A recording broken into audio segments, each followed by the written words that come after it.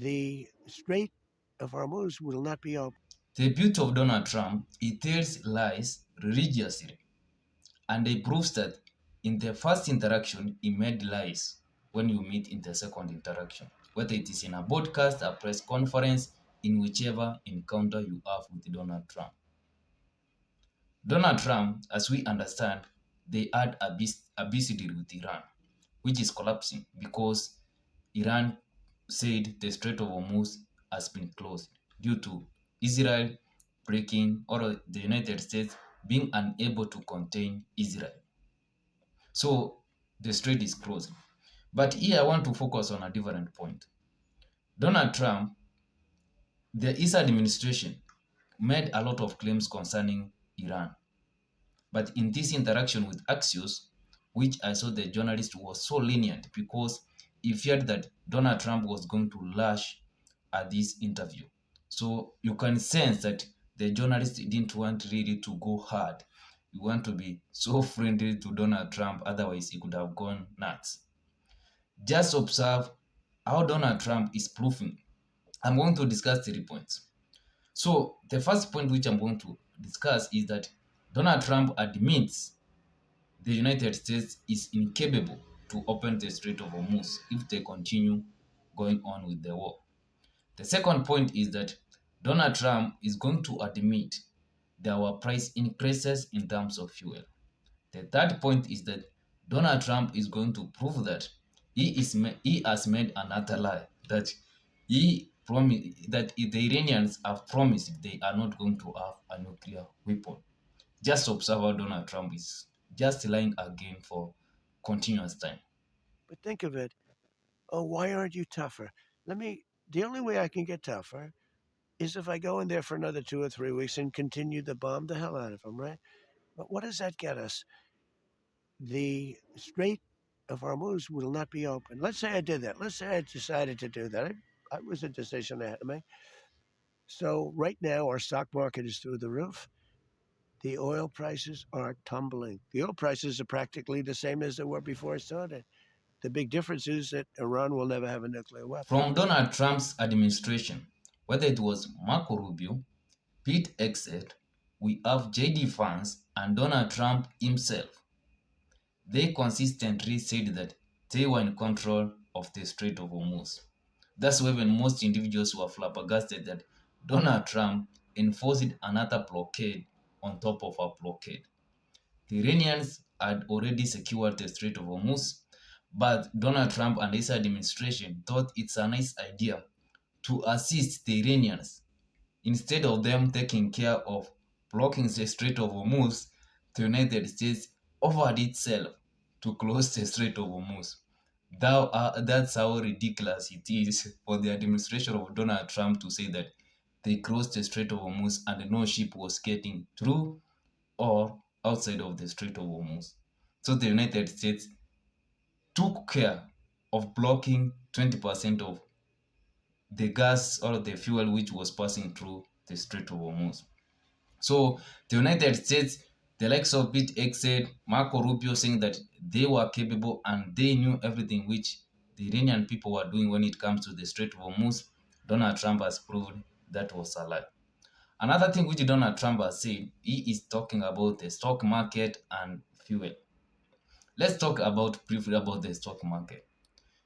It's not most individuals, most Americans, and it's genuinely something which is globally accepted.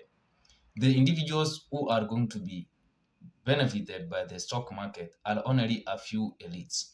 Most individuals don't have enough resources even to invest in the stock market, leave alone taking care of their own health, taking care of their needs in terms of food, housing, all of those things, refueling their own cars. It is something which is so challenging. But Donald Trump is excited about the stock market, yet the only individuals who are gaining most of the benefits are the elites, the corporations who own those companies. So when you tell an ordinary citizen, for example, from Namibia, Kenya, South Africa, whether it is Venezuela, we have the likes of Europe, when you are telling that individual that the stock market is flourishing, then that's an abuse to these ordinary human beings. Another thing which we need to understand is the cost of fuel. Most individuals, for example, Donald Trump came out and said he doesn't really care about the ordinary Americans. So he accepts that the prices of fuel were going through the roof. I read that initially the price of 1 gallon of gas used to sell at $3.90, something like that. But after the United States decided to follow Israel into a war against Iran, then the prices shoot from around $4 to $4.5. So it is Donald Trump who was the main cause. And also this led to inflation, which was around 4.2%. So Donald Trump admits that same mistake. Now he tells a lie that the Iranian people have promised that they are not going to have a nuclear weapon. What is new about that? The Iranians promised the JCPOA. He said is JCPO Barack Obama's bad deal.